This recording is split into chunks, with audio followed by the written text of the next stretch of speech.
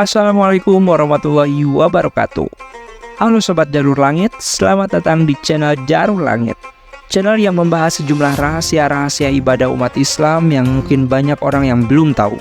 Sebelum kita bahas fakta-faktanya, please like, comment, subscribe dulu ya, biar kita makin semangat ngasih info dan rahasia-rahasianya. Dan jangan lupa ditekan juga tombol subscribe-nya, biar kalian gak ketinggalan rahasia lain yang bakal kita share. Tahu nggak sih guys, kalau kita semua pasti punya banyak keinginan yang belum tercapai kan? Lalu, segala hal yang kamu inginkan bisa tercapai dengan usaha yang maksimal. Namun, usaha saja tidak cukup. Usaha perlu diiringi dengan doa supaya keinginan kita cepat dikabulkan. Lalu bagaimana cara merayu Allah agar keinginan kita segera dikabulkan? Salah satunya melalui doa. Menurut para teolog, doa punya definisi yang sangat luas. Ada banyak bentuk dari doa, mulai dari diucapkan, spontan, berulang-ulang, atau hanya diam. Namun, doa umumnya didefinisikan sebagai percakapan yang mendalam dengan Yang Maha Kuasa. Doa merupakan wujud permohonan seorang hamba kepada Allah yang Maha Kuasa.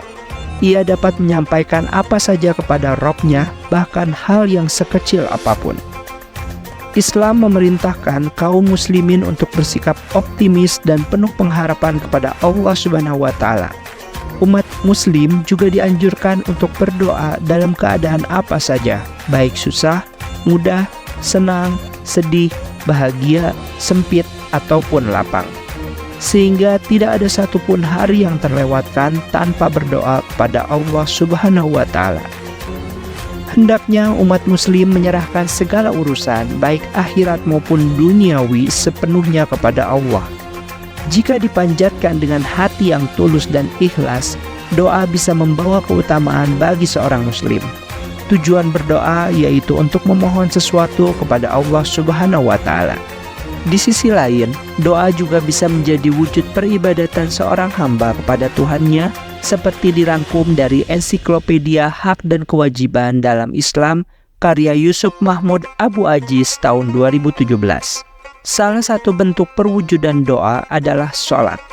Kementerian Agama atau Kemenak Republik Indonesia menjelaskan sholat menurut bahasa artinya doa, yang secara istilah berupa bentuk ibadah kepada Allah Subhanahu wa Ta'ala yang terdiri dari perkataan dan perbuatan tertentu yang dimulai dengan takbir dan diakhiri dengan salam. Dalam buku berjudul Misteri Kedua Belah Tangan dalam Sholat, Zikir, dan Doa oleh Dr. Kiai Haji Badruddin Hashim Subki MHI, sholat menurut bahasa artinya berasal dari akar kata sholatun yang berarti wa aqimus sholata da'a. Kata sholat memiliki arti doa dan kata sholat artinya mendirikan sholat. Menurut Kamus Besar Bahasa Indonesia atau KBBI menjelaskan, sholat menurut bahasa artinya ibadah kepada Allah Subhanahu wa Ta'ala yang berisi doa. Arti sholat menurut bahasa ini sama dengan yang dijelaskan oleh Kementerian Agama. Dijelaskan lebih mendalam, sholat menurut bahasa artinya ibadah kepada Allah Subhanahu wa Ta'ala yang wajib dilakukan oleh setiap muslim mukallaf dengan syarat, rukun, dan bacaan tertentu yang dimulai dengan takbir dan diakhiri dengan salam. Sholat menjadi bagian dari rukun Islam yang kedua, di mana para ulama mengatakan sholat menurut bahasa artinya doa, menjadi bagian terpenting bagi umat beragama, dan sholat merupakan tiang agama. Bagi umat Islam, sholat menjadi ibadah wajib bagi yang sudah balik atau dewasa. Di dalam sholat terdapat bacaan-bacaan yang berisi permohonan kepada Allah Subhanahu wa Ta'ala, yang mana hal tersebut termasuk dalam doa sebagai bentuk permohonan keinginan. Berdoa dan memohon kepada Allah Azza wa Jalla adalah sifat hamba-hambanya yang sholih, dan dengannya mereka dipuji dalam banyak ayat Al-Quran. Kaum muslimin selalu berdoa kepada Allah Azza wa Jalla karena mereka mengetahui dan meyakini bahwa semua kebaikan dunia dan akhirat ada di tangannya. Semua kebutuhan manusia hanya Dialah Allah yang Maha Kuasa yang dapat memenuhinya. Serta semua keburukan yang ditakutkan menimpa kepada seluruh kaum muslim, hanya Dialah Allah Azza wa Jalla yang mampu untuk mencegahnya. Maka dengan keyakinan ini, kaum muslim selalu berdoa dan memohon kepada Allah Subhanahu wa Ta'ala di semua waktu dan keadaan, karena kunci untuk membuka pintu-pintu kebaikan ada di tangan Allah Azza wa Jalla, dengan sungguh-sungguh memohon dan meminta kepadanya. Menurut Imam Mutarib bin Abdullah bin Asyakir rahimahullah berkata, "Aku mengingat-ingat apakah penghimpun segala kebaikan, karena kebaikan itu banyak, puasa, sholat, dan lain-lainnya. Semua kebaikan itu ada di tangan Allah Subhanahu wa Ta'ala. Maka jika kamu tidak mampu memiliki apa yang ada di tangan Allah, kecuali dengan memohon kepadanya agar Dia memberikan semua kepadamu, maka berarti penghimpun semua kebaikan adalah berdoa kepada Allah Subhanahu wa Ta'ala." As-Syekhul Islam Ibnu Taimiyah berkata, "Sesungguhnya berdoa kepada Allah adalah kunci pembuka segala kebaikan." Kedudukan doa dalam Islam sangatlah agung, keutamaannya sangat besar, dan kemuliaannya sangat tinggi. Karena doa merupakan ibadah yang paling agung dan ketaatan yang paling tinggi. Oleh karena itu, banyak ayat-ayat dalam Al-Quran dan hadis Rasulullah SAW yang menjelaskan kedudukannya yang agung dan tinggi, serta keutamaan yang besar bagi orang yang selalu mengerjakannya. Setidaknya Allah menerangkan tentang berdoa dalam Al-Quran seperti tercantum pada surat Al-Anbiya ayat 90, yang artinya sesungguhnya mereka adalah orang-orang yang selalu bersegera dalam mengerjakan perbuatan-perbuatan yang baik dan selalu berdoa kepada Kami dengan berharap dan takut. Dan mereka adalah orang-orang yang khusyuk dalam beribadah. Selain itu, pada surat As-Sajdah ayat 16 yang artinya lambung mereka jauh dari tempat tidurnya karena mereka selalu mengerjakan ibadah dan sholat ketika manusia sedang tertidur di malam hari. Sedang mereka berdoa kepada Allah Subhanahu wa Ta'ala dengan rasa takut dan harap, dan mereka menafkahkan sebagian dari rezeki yang Kami berikan kepada mereka. Ayat-ayat tersebut menerangkan tentang keutamaan berdoa. Selain itu, keutamaan tentang berdoa seperti terdapat pada surat Al-Ghafir ayat 60. Allah berfirman, "Berdoalah kepadaku, niscaya akan kuperkenankan bagimu. Sesungguhnya orang-orang yang menyombongkan diri dari beribadah kepadaku atau berdoa kepadaku akan masuk neraka jahanam dalam keadaan hina dina." Ayat ini menunjukkan agungnya karunia dan rahmat Allah Subhanahu wa Ta'ala kepada hambanya yang beriman, karena Dialah yang memotivasi mereka untuk selalu berdoa kepadanya, yang itu merupakan kunci kebaikan diri di dunia maupun di akhirat. Dan Dialah yang maha menjanjikan pengabulan doa bagi kaum muslimin. Berdoa menjadi lambang ketaatan seorang hamba kepada Allah, seperti yang tercantum dalam surat Al-Ghafir ayat 60. Allah Subhanahu wa Ta'ala berfirman, "Dan Tuhanmu berfirman, berdoalah kepadaku, niscaya akan aku perkenankan." Selain itu, doa juga menyelamatkan dari kesombongan, seperti yang tercantum dalam surat Al-Ghafir ayat 60. "Sesungguhnya orang-orang yang sombong tidak mau menyembahku akan masuk neraka jahanam dalam keadaan hina dina." Doa juga sangat disukai oleh Allah Subhanahu wa Ta'ala. Dari Ibnu Mas'ud secara marfu, ia berkata, "Mohonlah sebagian karunia Allah, karena sesungguhnya Allah wajib untuk dipinta." Hadis riwayat Tirmizi. Selain itu juga doa merupakan sarana untuk melapangkan dada, menghilangkan kesusahan, menepis duka cita, dan memudahkan segala urusan. Mengutip kitab Uyun Al-Akhbar, ada sebuah syair yang mengatakan, "Aku selalu berdoa kepada Allah saat urusanku sulit dan tidak terbuka. Tidak sedikit pemuda yang menderita kesempitan, ternyata dengan berdoa kepada Allah ia menemukan jalan keluar." Lalu kemudian doa juga menahan murka Allah. Dari Abu Hurairah, Nabi Muhammad SAW bersabda, "Orang paling lemah adalah orang yang tidak mampu berdoa, dan orang yang paling kikir adalah orang yang kikir dalam mengucapkan salam." Hadis riwayat Ibnu Hibban. Selain itu, doa juga merupakan salah satu bentuk ibadah karena doa bernilai ibadah. Nu'man bin Bashir menyebutkan bahwa Rasulullah SAW pernah bersabda, "Doa adalah ibadah." Selain itu, doa adalah amalan yang mulia. Dari Abu Hurairah bahwasanya Rasulullah SAW bersabda, "Tidak ada sesuatu yang paling mulia di sisi Allah daripada doa." Hadis riwayat Tirmizi. Hadis tersebut menjelaskan tentang kemuliaan doa. Syekh Al-Mubarakfuri mengatakan bahwa doa sejatinya adalah ibadah qauliyah atau ucapan yang memiliki kedudukan utama di sisi Allah. Selain itu, ternyata berdoa mampu memberikan berbagai manfaat kesehatan mental. Penelitian membuktikan kalau seseorang yang rajin berdoa punya risiko depresi yang lebih rendah dan memiliki tingkat kepuasan hidup dan harga diri yang lebih tinggi. Dengan berdoa, kamu bisa merasa lebih tenang, terhindar dari kecemasan, bahkan panjang umur. Manfaat berdoa ini telah dibuktikan dengan beberapa penelitian ilmiah.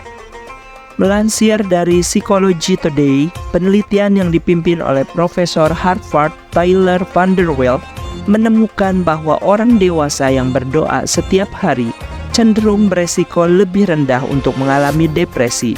Selain itu, orang yang berdoa setiap hari ternyata memiliki tingkat kepuasan hidup, harga diri, serta pengaruh positif yang lebih tinggi dibandingkan dengan orang yang tidak pernah berdoa. Studi lain yang dilakukan oleh The California Mental Health and Spirituality Initiative menemukan hasil serupa. Penelitian ini mengambil sudut pandang lebih dari 2.000 orang yang memiliki masalah kesehatan mental, dan hasilnya lebih dari 80% setuju bahwa hal spiritual amat penting untuk kesehatan mental mereka. Lebih lanjut, berikut manfaat berdoa untuk kesehatan mental yang lainnya. Berdoa dapat memberikan ketenangan. Perasaan gelisah bisa menjadi pertanda awal masalah kesehatan mental, dan doa bisa menjadi seperti mantra yang memberikan ketenangan dan menurunkan kegelisahan seseorang. Saat berdoa, seseorang seakan-akan masuk ke dalam sebuah gelembung yang tidak bisa diganggu oleh orang lain. Perasaan khusyuk tanpa distraksi inilah yang memberikan efek ketenangan bagi para pendoa.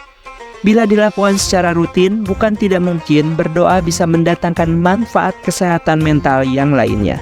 Selain itu juga, berdoa dapat mengatasi kesepian. Keadaan yang merasa sendiri terlalu lama dapat membuat seseorang mengalami depresi. Saat berdoa, tidak akan ada batasan komunikasi antara kamu dan Tuhan. Ini bisa menjadi metode yang efektif untuk mengusir rasa kesepian, terlebih untuk orang-orang yang merasa terisolasi secara sosial. Selain itu, doa juga dapat membantu proses penyembuhan. Percaya atau tidak, tetapi berdoa ternyata dapat membantu pemulihan dari masalah kesehatan mental. Studi yang dilakukan oleh Rob Whitley, seorang investigator Douglas Hospital Research Center di Kanada, menemukan bahwa partisipan yang mengikuti penelitiannya mengaku bahwa berdoa adalah salah satu faktor untuk mempercepat kesembuhan mereka.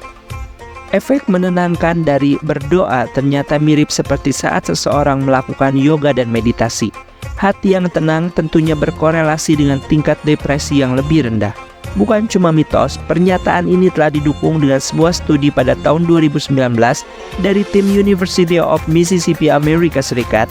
Hasilnya, pasien yang menjalani sesi berdoa selama 6 pekan merasakan lebih sedikit gejala depresi dan cemas berlebih.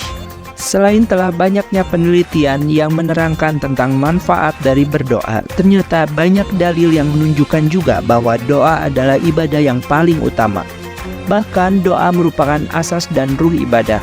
Setelah kita mengetahui tentang manfaat dan keutamaan berdoa, maka selanjutnya kita perlu tahu bagaimana agar Allah cepat mengabulkan doa kita dan bagaimana cara merayu Allah agar doa kita segera diijabah.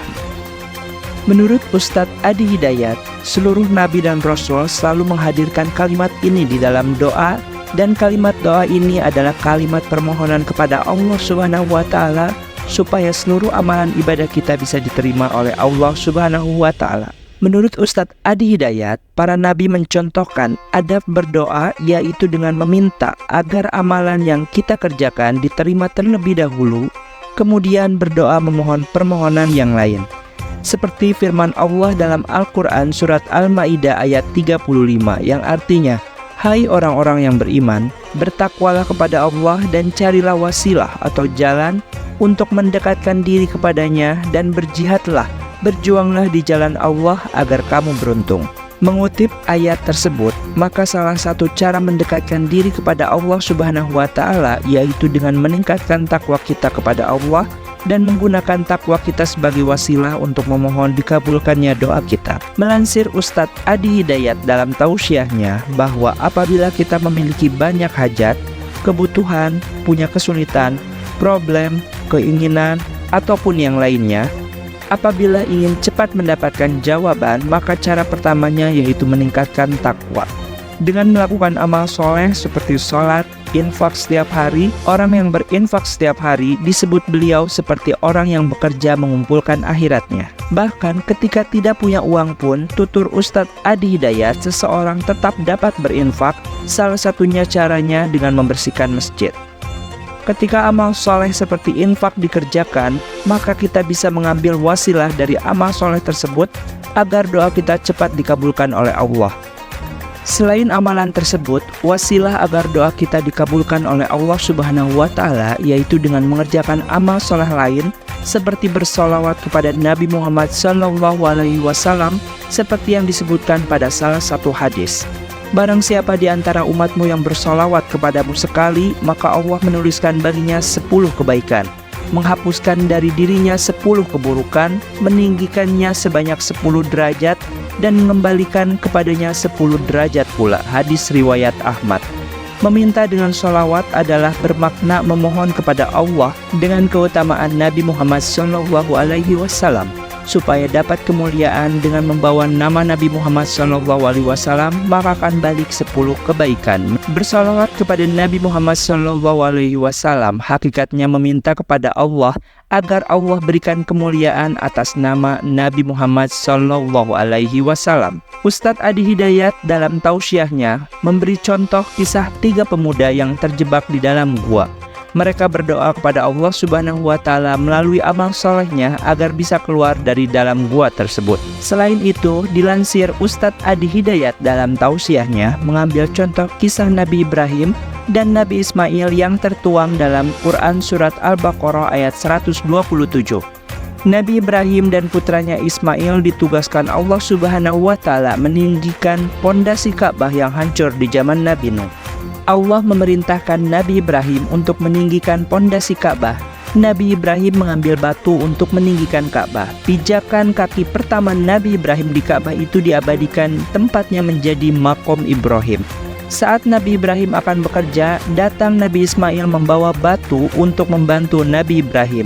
Nabi Ismail menyusun batu-batu itu dan tempatnya dinamakan Hijr Ismail. Setelah selesai mengerjakan apa yang diperintahkan oleh Allah Subhanahu wa Ta'ala, Nabi Ibrahim meminta kepada Allah untuk menerima amalannya. Kemudian setelah itu barulah Nabi Ibrahim meminta yang lain seperti minta istiqomah, punya keturunan soleh. Inilah kebiasaan para nabi dari era Nabi Ibrahim sampai dengan Nabi Muhammad SAW yang memiliki jarak sampai 30 generasi, di mana memiliki adab yang sama dalam berdoa agar cepat dikabulkan oleh Allah Subhanahu wa Ta'ala. Lalu kemudian di antara usaha yang bisa kita upayakan agar doa kita dikabulkan oleh Allah Subhanahu wa Ta'ala adalah dengan memanfaatkan waktu-waktu tertentu yang Allah janjikan bahwa doa ketika waktu tersebut akan Allah kabulkan. Waktu-waktu tersebut adalah: pertama, ketika sahur atau sepertiga malam terakhir. Waktu yang mustajab untuk berdoa yang pertama adalah ketika sahur atau sepertiga malam terakhir. Allah Subhanahu wa Ta'ala mencintai hambanya yang berdoa di sepertiga malam yang terakhir, dan Allah berfirman tentang ciri-ciri orang yang bertakwa. Salah satunya tertulis pada surat Az-Zuriyat ayat 18 yang artinya ketika waktu sahur, akhir-akhir malam mereka berdoa memohon ampunan. Sepertiga malam yang paling akhir adalah waktu yang penuh berkah, sebab pada saat itu Rabb kita Subhanahu wa Ta'ala turun ke langit dunia dan mengabulkan setiap doa hambanya yang berdoa ketika itu. Rasulullah SAW bersabda, Rabb kita turun ke langit dunia pada sepertiga malam terakhir pada setiap malamnya. Kemudian berfirman, orang yang berdoa kepadaku akan aku kabulkan, orang yang meminta sesuatu kepadaku akan aku berikan, orang yang meminta ampunan dariku akan aku ampuni. Hadis riwayat Bukhari nomor 1145 dan hadis riwayat Muslim nomor 758. Namun perlu dicatat, sifat turun dalam hadis ini jangan sampai membuat kita membayangkan Allah Subhanahu wa Ta'ala turun sebagaimana manusia dari suatu tempat ke tempat lain, karena tentu berbeda. Yang penting kita mengimani bahwa Allah Subhanahu wa Ta'ala turun ke langit dunia karena Allah berfirman demikian menurut Rasulullah Shallallahu Alaihi Wasallam yang diberi julukan Asyadiqul Masduq, artinya orang-orang jujur yang diotentifikasi kebenarannya oleh Allah Subhanahu wa Ta'ala tanpa perlu mempertanyakan dan membayangkan bagaimana caranya. Dari hadis ini jelas bahwa sepertiga malam yang terakhir adalah waktu yang dianjurkan untuk memperbanyak berdoa. Lebih lagi di bulan Ramadan. Bangun di sepertiga malam bukanlah suatu hal yang berat karena pada saat tersebut juga bersamaan dengan waktu makan sahur. Oleh karena itu, waktu tersebut dapat dimanfaatkan sebaik-baiknya untuk berdoa. Kemudian waktu yang mustajab kedua untuk berdoa adalah ketika berbuka puasa. Waktu berbuka puasa pun merupakan waktu yang penuh keberkahan dan merupakan salah satu waktu mustajab untuk berdoa. Karena di waktu ini manusia merasakan salah satu kebahagiaan ibadah puasa, yaitu diperbolehkannya kembali makan dan minum setelah seharian menahannya. Sebagaimana hadis menyebutkan, orang yang berpuasa memiliki dua kebahagiaan. Kebahagiaan ketika berbuka puasa dan kebahagiaan ketika bertemu dengan Robnya kelak. Hadis riwayat Muslim nomor 1151. Keberkahan lain di waktu berbuka puasa adalah dengan dikabulkannya doa orang yang telah berpuasa sebagaimana sabda Rasulullah Shallallahu Alaihi Wasallam. Ada 3 doa yang tidak tertolak. Doanya orang yang berpuasa ketika dia berbuka, doa pemimpin yang adil, dan doa orang yang terzalimi. Hadis riwayat Tirmizi nomor 2528, Ibnu Majah nomor 1752, Ibnu Hibban nomor 2405, disahihkan Al-Albani di Sahih At-Tirmizi. Waktu ketiga yang mustajab dalam berdoa adalah ketika malam Lailatul Qadar. Malam Lailatul Qadar adalah malam diturunkannya Al-Quran. Malam ini lebih utama dari 1000 bulan, sebagaimana firman Allah dalam surat Al-Qadar ayat 3, yang artinya malam Lailatul Qadar lebih dari 1000 bulan. Pada malam ini dianjurkan memperbanyak ibadah, termasuk memperbanyak doa. Sebagaimana yang diceritakan oleh Ummul Mukminin Aisyah radhiyallahu anha, aku bertanya kepada Rasulullah, "Wahai Rasulullah, menurutmu apa yang sebaiknya aku ucapkan jika aku menemukan malam Lailatul Qadar?" Beliau bersabda, "Berdoalah. Allahumma innaka afuwun tuhibbul afwa wa'fu anni. Allahumma innaka afuwun tuhibbul afwa wa'fu anni. Allahumma innaka afuwun tuhibbul afwa wa'fu anni." Yang artinya, "Ya Allah, sungguhnya Engkau Maha Pengampun dan menyukai sifat pemaaf, maka ampunilah aku." Hadis riwayat Tirmizi nomor 3513, Ibnu Majah 3119, At-Tirmizi berkata hasan sahih. Pada hadis ini Ummul Mukminin Aisyah radhiyallahu anha meminta diajarkan ucapan yang sebaiknya diamalkan ketika malam Lailatul Qadar. Namun ternyata Rasulullah Shallallahu Alaihi Wasallam mengajarkan lafaz doa ini sehingga menunjukkan bahwa malam Lailatul Qadar dianjurkan untuk memperbanyak doa, terutama dengan lafaz yang telah diajarkan oleh Rasulullah Shallallahu Alaihi Wasallam. Waktu selanjutnya yang mustajab dalam berdoa adalah ketika azan berkumandang. Selain dianjurkan untuk menjawab azan dengan lafaz yang sama saat azan dikumandangkan, waktu tersebut pun mustajab untuk berdoa. Rasulullah Shallallahu Alaihi Wasallam bersabda, doa tidak tertolak pada 2 waktu atau minimal kecil kemungkinan tertolaknya, yaitu ketika azan berkumandang dan saat perang berkecamuk, ketika kedua kubu saling menyerang. Hadis riwayat Abu Daud 2540, Ibnu Hajar Al-Asqalani dalam Nataizul Afkar berkata hasan sahih. Lalu kemudian waktu lainnya adalah pada saat azan dan iqomah. Waktu jeda azan dan iqomah merupakan salah satu waktu mustajab untuk berdoa, seperti sabda Rasulullah SAW, yaitu doa di antara azan dan iqomah tidak tertolak. Hadis riwayat Tirmizi nomor 212. Ia berkata hasan sahih. Dengan demikian dijelaskan bahwa amalan yang dianjurkan antara azan dan iqomah adalah berdoa. Waktu yang lain yang mustajab untuk berdoa adalah ketika sedang sujud dalam sholat. Rasulullah SAW bersabda, seorang hamba berada paling dekat dengan Robnya ialah ketika ia sedang bersujud, maka perbanyaklah berdoa ketika itu. Hadis riwayat Muslim nomor 482. Waktu lain yang mustajab untuk berdoa ada di hari Jumat. Rasulullah SAW menyebutkan tentang hari Jumat, kemudian beliau bersabda, di dalamnya terdapat waktu jika seorang muslim berdoa ketika itu pasti diberikan apa yang dia minta. Lalu beliau mengisyaratkan dengan tangannya tentang sebentarnya waktu tersebut. Waktu yang lain adalah pada saat turun hujan. Hujan merupakan nikmat Allah Subhanahu wa Ta'ala sesuai dengan sabda Nabi, karena ketika turun hujan merupakan waktu yang mustajab untuk berdoa. Nabi bersabda, doa tidak tertolak pada dua waktu, yaitu ketika azan berkumandang dan ketika turun hujan. Hadis riwayat Al-Hakim nomor 2534 yang disahihkan Al-Albani di Sahih Al-Jami nomor 3078. Waktu mustajab lainnya adalah ketika hari Arafah. Hari Arafah adalah hari ketika para jamaah haji melakukan wukuf di Arafah, yaitu tanggal 9 Zulhijjah. Pada hari tersebut dianjurkan memperbanyak berdoa, baik bagi jemaah haji maupun bagi seluruh kaum muslimin yang tidak sedang menunaikan ibadah haji.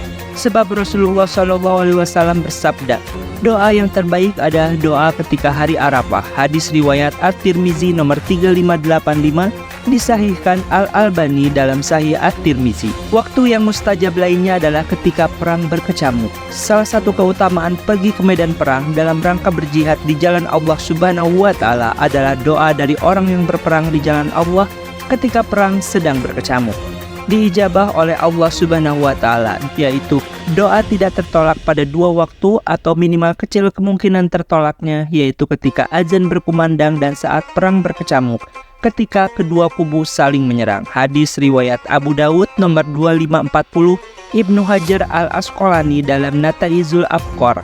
Lalu waktu mustajab lainnya adalah ketika meminum air zam-zam. Rasulullah SAW bersabda, khasiat air zam-zam itu sesuai niat peminumnya. Hadis riwayat Ibnu Majah. Itu dia guys, informasi-informasi tentang pentingnya berdoa, manfaat berdoa bagi kesehatan, bahkan sampai telah dibuktikan dengan berbagai penelitian sesuai dengan ilmu pengetahuan. Dan itu dia cara merayu Allah agar doa kita segera dikabulkan. Sekian informasinya. Jika informasi ini dirasa sangat bermanfaat, please like, comment, share, and subscribe channel ini agar kita makin semangat untuk share info-info lainnya. Sampai jumpa. Wassalamualaikum warahmatullahi wabarakatuh.